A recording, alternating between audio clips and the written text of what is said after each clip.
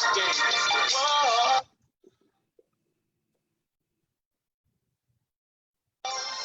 We want to thank you for tuning in. Time to go higher and the time gap.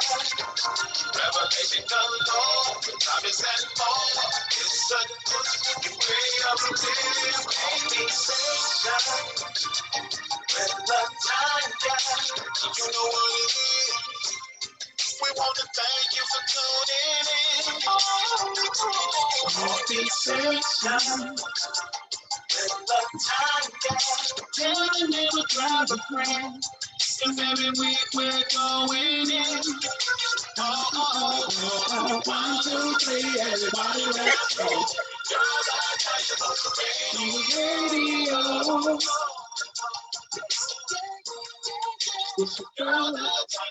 Radio. Hey guys, it's me, Tanya D. Walker. Welcome to Coffee-sations with Tanya, where the conversations are always straight talk, real talk, right here. And this is our weekend edition of Coffee-sations, and I have with me my special guest, Miss Erma P. Brooks. And today we are recapping on a conversation that we had on Thursday. And Thursday, this is in our series, Pursuit to Purpose. And typically I have my girlfriends around the table and we're just kind of talking, you know, either life or business or anything like that. But I decided today to have Miss Erma P. Brooks on with me, and we're talking about, I'm highlighting women in the marketplace who are trailblazing in their own respective fields, doing what God has called them to do. And so Erma is with me today. We had a conversation on Thursday, wonderful conversation. So we're here to recap and to also give you just a snippet of what's going on. So Erma, welcome to the table. Thank you for having me. I'm so excited. Go with coffee. I'm super excited as well. So listen, on Thursday, because it wasn't last week, on Thursday, we were talking about your business, and I want you, before we even get into it, we were talking about your business, Operation to Purpose. We really didn't get into Operation to Purpose. We just kind of talked about, in the first or part one of it, we talked about how you started and where you started from. You know, you talked about your life coming from Hawaii, but before I just give them all your juice, why don't you tell them a little bit, give them your 60-second commercial about who Erma P is, and then we'll get the conversation started. Right. So thank you again, Ms. Tanya. I'm so excited to be here and just share a little bit about what's going on with me. But, you know, I'm Erma Brooks. I'm an island girl from Hawaii. I was born in actually Bangkok, Thailand, and I was adopted. And so that whole story, you will have to go to the previous broadcast and listen to that. But, you know, moving forward, I'm a single parent of 4 children, just recently engaged, and yay. Hold on, I got next, y'all. I promise it's coming. Isaac, you're on your way. I see you. Yeah, recently engaged. And so I established Operation to Purpose to really help serve, you know, single mothers in general, really identify their purpose by, you know, simple success principles, mainly with forgiveness and meditation and visualization. So that is my strong, you know, platform with the organization. And so we ended up really talking about Operation to Purpose and what it really is about, and what I see, you know, moving forward in the future, in the near future, with Operation to Purpose. So tell me this, you know, because as we talked about it, you know, everybody is on this road to finding out who they are. Many of us find out who we are early on, and then we're just there and we're doing everything that we're supposed to be doing. But if you're anything like me, you know, it took a minute for me to figure out who I was. And unfortunately, you know, and fortunately, because unfortunately for me, I didn't find that out until, I'm going to say honestly, about 6 years ago. I'm 51, look good too. But I didn't find it out until I was 51. I mean, Right, until right, 6 years ago, right?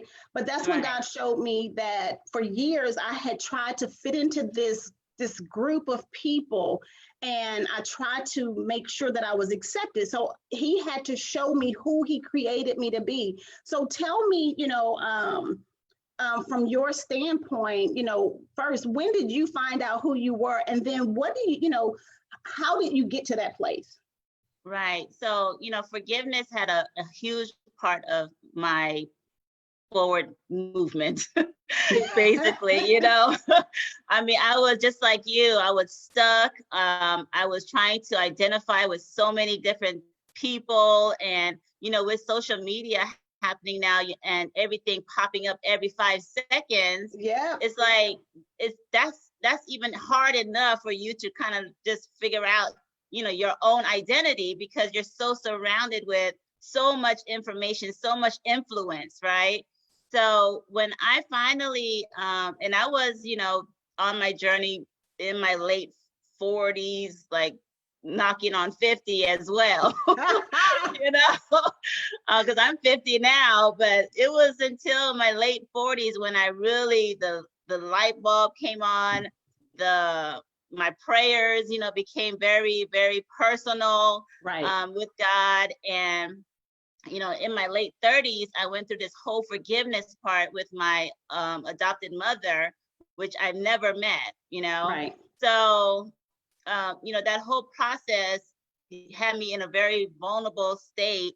And I really had to, look within myself with the grace of God. I mean, to really figure out, because I knew for a very long time that God has had a purpose in me, So you know? listen, we all know that though. We all know that Right, God has this purpose. That's because that's what we hear all the time. Oh, live on purpose. My mantra is live authentically on purpose. But you don't right, know how to live authentically you until you get with the creator himself. And like right, you said, you were in your 40s when you literally got to this place where you made your life with God personal, and you right. made your prayers with God personal. And so after Personal, making your right, life and your prayers personal, now you can hear from God and he can begin to say, Irma, this is who I really made you to be. Because for so long, I'll even share with me, for years, my mom was in the medical field.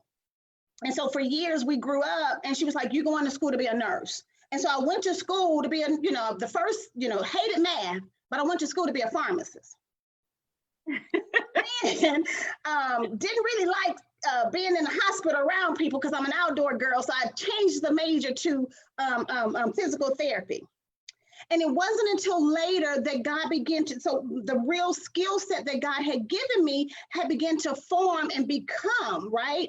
And so it was years later, but then even then, because I didn't have what I thought I was supposed to have, I started trying to one up the people that I was around, trying to let you know that you may have had 3 degrees, but I had 5 businesses. But right, I still right, didn't know my purpose. right, So I still didn't know who I was. So right, how do you become? Because one of the things we talked about on Thursday was how do you, not necessarily being responsible for, but let's start there. Because we got to take responsibility in really digging deep to figure out who we are. And that right, only comes through one source. So tell me about that. right. So for me, it was, I had to really change my mindset. After I took everything personally to God, asking him the questions, allowing him to speak in me and show me exactly what my purpose was. But I had to change my thought process. I had to, remove the noise of everything that Yes. was going out in the world. And I really had to apply myself as far as purposely thinking of those things that I want in my life. So our thought process, what we're looking at, the images that we're looking at, and also our actions and our behaviors have to change and have to align with your purpose. So what I You hear you know, saying in straight third ward, sunny side, born in the hood kind of way, I hear you saying you got to get sick and tired of being sick and tired, right? and then You have fix to make it. that decision. It just You have to be do. you have to make that decision, and then You you have also to. have Yeah. Go ahead, I'm sorry. Yeah, you have to make that decision, and you have to realize, and number one, like we talked on last Thursday, forgiving yourself, right? Yep. And then any situation, any event that comes before you, what is your response to that event or situation? Do I want my response to be positive, to have that ultimate positive outcome? You know, I had to really critically think about things that I wanted to happen for me. So I had to really change my thought process. It Right. wasn't before, it was the, oh my God, why are you doing this to me? You know, what do you have for me, God? And he's supposed to just, you know, in some way or fashion, just put it on you automatically, right? But it was constant visualization, constant prayers, constant meditation on what I wanted God to do, to use me for his people. So here's what because I wrote down, apply yourself and change your thoughts. Mm-hmm. And I keep hearing you talk about visualization, and we talked about that on Thursday.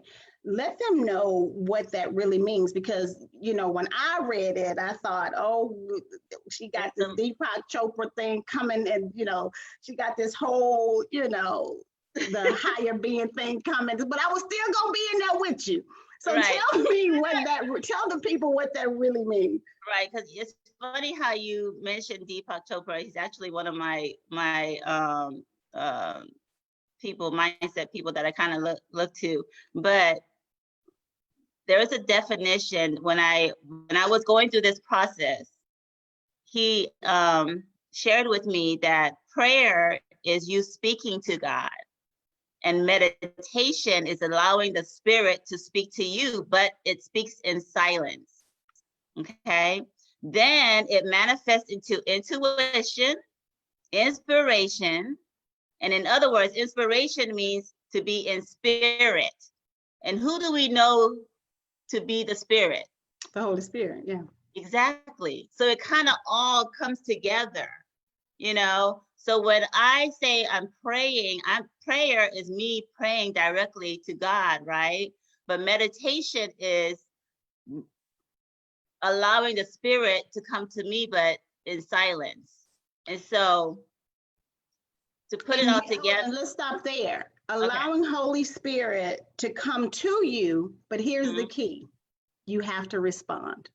Because Holy Spirit can come to you all day, but if you don't respond, you miss it. Exactly. And that's why it all comes back to your event, your response, and your outcome. Yeah. So if you're not in a place to have that personal relationship with God, and you don't hear the Spirit of God to help you to your response, that is ultimately going to give you the outcome that you need, you're going to be in this whirlwind of trying to figure it out by yourself. And you cannot actualize. Here's the thing. You will not be able to actualize if you hear Holy Spirit talking to you, and it takes some time, you know, again, because you said prayer is talking to God. Prayer is a communication.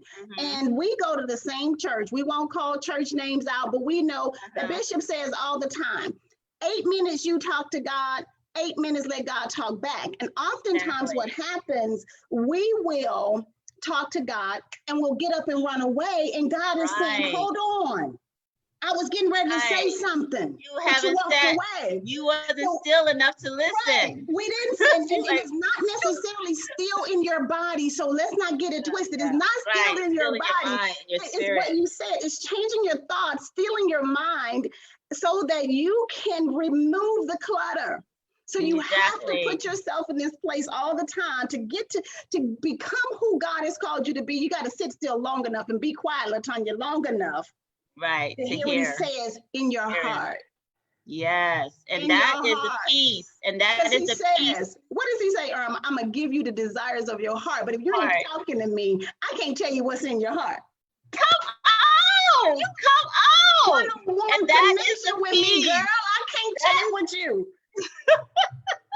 No, that is the piece that's missing. That is the piece that's missing in so many people, and so many women. It's you know, because we're so going here, going there as single moms, we're We're worried about the children. We're worried about the house. We're worried about all the duties we have.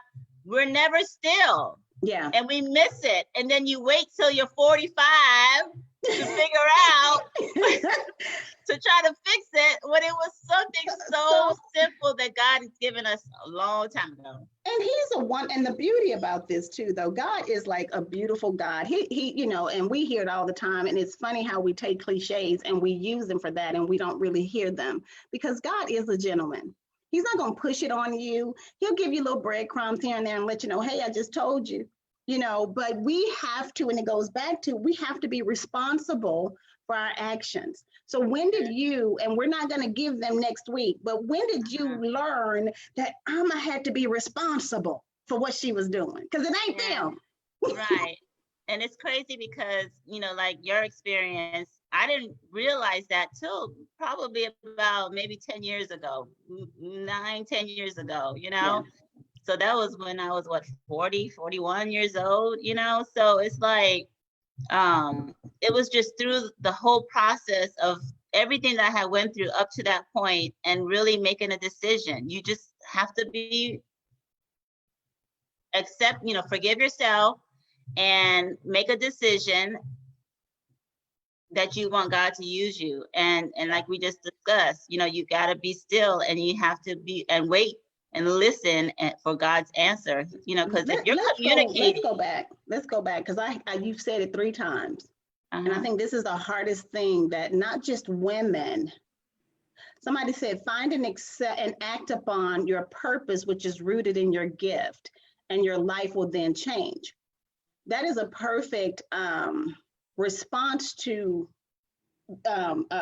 figuring out who you are. But here's what I want to add to that. Mm-hmm. Many of us, we are in this place where they have told us that we weren't. We have told ourselves that we weren't. We've put on these masks and we've put on these facades and we've put on these airs to be. Social media sucks. If for the authentic people like me, social media sucks because I'm not good at faking, right? I'm not good at putting on, you know, all the pretty stuff to make you think I got it. If I ain't got it, I'm gonna tell you I ain't got it. Right. But how do you get to this place where you remove the mask and you begin to forgive you? Because you had to do some forgiving. You had to do a whole lot of forgiving. Right. So how did you get to that place where you just started to take off your mask and was okay with being okay? Right. People ain't okay with that. Right. So it's really just crushing all the excuses, really. Wow. Say that again. Crushing all excuses. Crushing all the excuses, and we have them. Excuses are bondage to people from getting to their purpose. Like you, like I said, there's just so much going on. But when you know that you have that one-on-one relationship with God, and like you said, you are there to listen, to see what He has to say, and have instructions for you to move on. You know. Forgiving yourself and removing all excuses. Like it takes courage. It takes courage to be yourself. It does. Because everybody is trying to be everything else. It's sometimes but I'm up to that. If you don't know who you are, you can't be yourself. Right. So it takes some soul searching. It takes soul searching. It takes what you just said, popping them excuses out of the way. Right. Because for me, I wasn't okay with being okay. Mm-hmm. And I'll share this and then because I'll be talking about it. When I saw the word, it was one day on a Saturday, I was sitting up reading, and I remember praying and asking God very specifically, and this is what we're afraid to ask Him. God, show me me. Right. Show me me. Right. Don't show me Tracy Davis, the girl who used to go to the club. That was my club name, y'all. I had one because I didn't want to talk to y'all. Don't show me Tracy. Don't, show me me. Right. Show me who did you create. And when God began to show me, this one word, acceptance, just went across my face. Mm-hmm. And I went and I said, God, not me, not the girl who would never let him see her sweat. Yeah. Not the girl who, had it all together, talked, all, that's what I thought. He's like, yeah, you.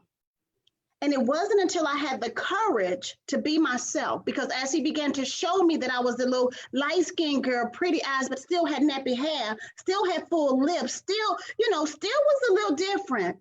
Mm-hmm. When I had to accept me, Right. and not care who you were, not care what you said, then he said, do it scared. Do whatever I tell you to do, LaTanya, just do it scared. Mm. Do it scared. So I think we have to take these masks off. We have to get to this place where we're okay learning ourselves, because many of us, Erma, don't want to know who we are. No. We so caught up in the caught up. Right.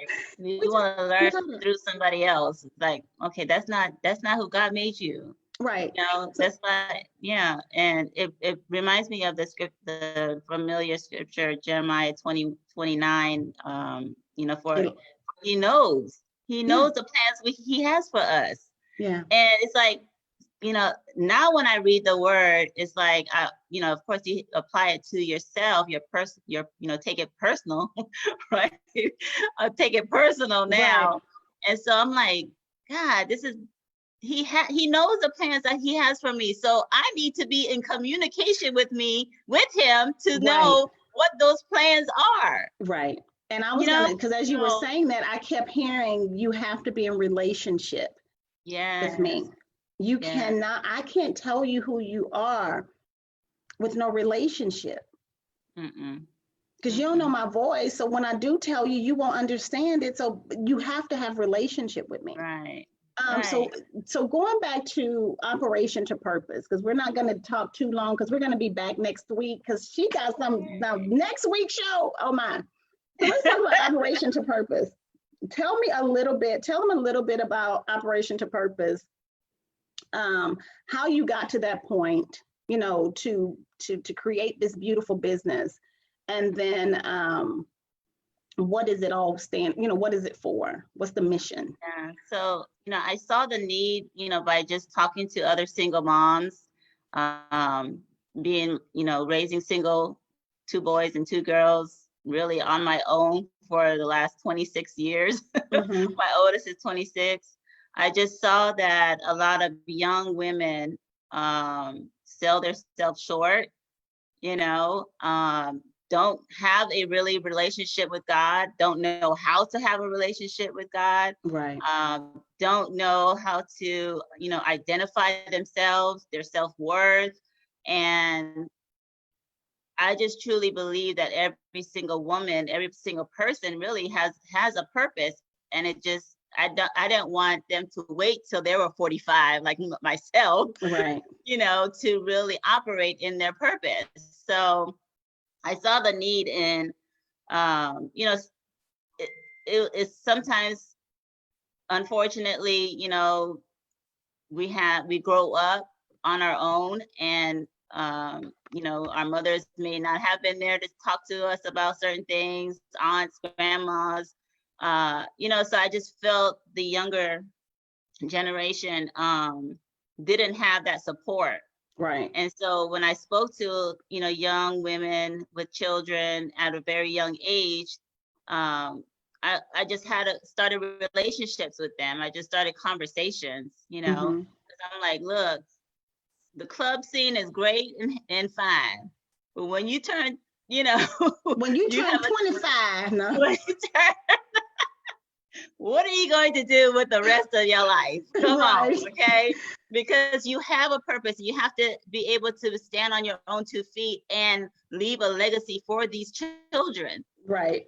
What are you going to teach them? What are they going to look up to? So, so I saw that need, and then, and I just shared my success principles that I did for myself, and apply it to the, and brought it to the organization so that I can further serve that community, Right. So I just saw the need for it. I don't like to see, young girls not knowing their self-worth when they're beautiful, they're worthy, right. God has so much for us. And That is a real Sometimes, show, y'all. This a yeah, real show. This a and real show. You sometimes don't they've never heard those words. right, Then they've never heard you're beautiful. They've never right, heard you're special. They've never heard the words you're worthy. You don't have to do that. right. They've never heard those words. Yeah. And so, God is just really using me to serve and bring up a generation that's powerful, that's gonna Well, know who well, they are and whose they are. well, listen, I I'm excited about what he's doing I'm with you. excited I'm too. excited to see what's going to happen in the back end, with Operation to Purpose, because it's just the beginning, honestly.